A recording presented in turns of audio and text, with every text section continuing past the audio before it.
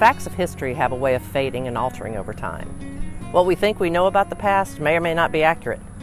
People and places and their significance can be forgotten as well. Join me, historian Melinda Holloway, as we dig beneath the surface of our understanding of the past and maybe even discover some new facts along the way on Uncovering History with Melinda.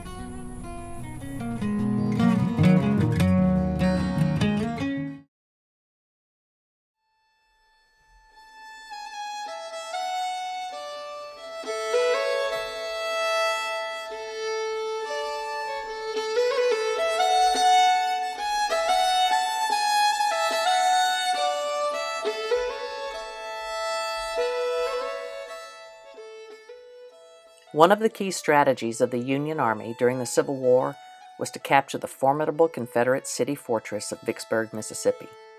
It was situated high on bluffs above the Mississippi River in a sharp hairpin curve, so passing it with any kind of transport was nearly impossible without being bombarded or destroyed.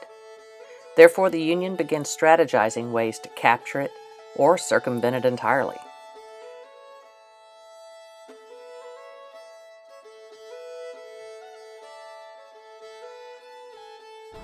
I'm on the west side of the Mississippi River in Louisiana, south of Vicksburg, Mississippi, which is on the east side of the river. What you see behind me is a remnant of what is known as Grant's Canal.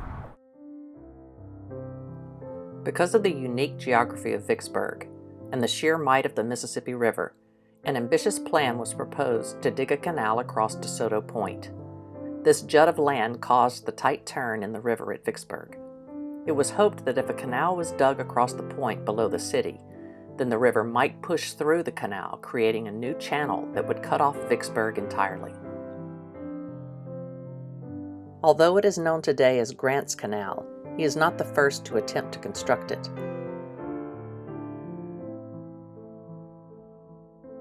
This canal was originally begun by General Thomas Williams in the early summer of 1862.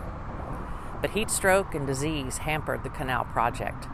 Plus, in August of 1862, he had to return to Baton Rouge, Louisiana, to defend it against a Confederate attack. General Williams was killed in that battle.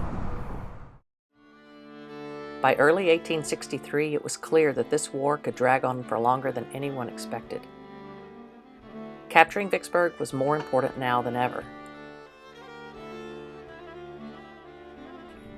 With Abraham Lincoln's declaration to the Union forces that Vicksburg is key to defeating the Confederacy, plans were put in motion to capture this Confederate stronghold.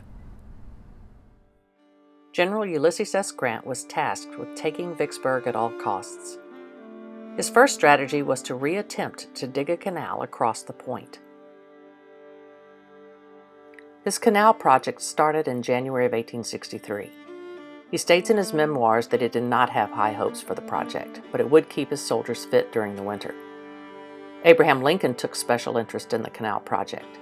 He knew the Mississippi River well from piloting flatboats down to New Orleans as a young man. But problems hampered the canal excavation. At one point, the river rose so much it overtopped one end and flooded the canal with sediment. 2 large dredges were called in to dig out the sediment, but they were exposed to enemy fire and soon had to be moved away. By late March, the canal project was abandoned once again. When General Grant's canal project failed, another plan was conceived to cross the Mississippi River about 15 miles to the south at New Carthage. Ironically, that crossing would be near Confederate President Jefferson Davis's plantation home. The plan was to connect Walnut Bayou to the Mississippi River by way of a 3-mile-long canal. Walnut Bayou and Roundaway Bayou winds its way down to the New Carthage landing. Troops could be floated on barges down the bayous to the crossing point. Work was done quickly on the Duckport Canal, and it wasn't long before a significant trench had been excavated. Dredges were brought into the canal to deepen the trench. Soldiers also worked to clear trees and stumps. Eager to get his troops on their way to their goal of taking Vicksburg, Grant ordered many of his soldiers to start marching south to New Carthage. But when they arrived there in early April, the floodwaters made it impossible for them to get on transport ships to cross the river. Those same floodwaters helped the dredges get into the Duckport Canal. The high spring floods were also expected to push troop and supply barges south on the bayous. But the waters did not rise as expected. In fact, within 2 weeks, the river fell dramatically, stranding the dredges. By early May, this project too was abandoned.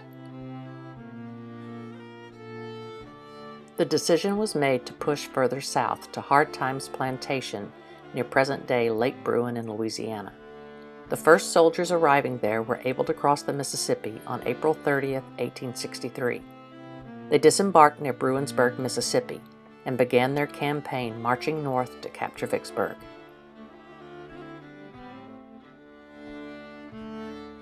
It would take 2 full months of battles, skirmishes, and a 47-day siege before Vicksburg surrendered on July 4, 1863.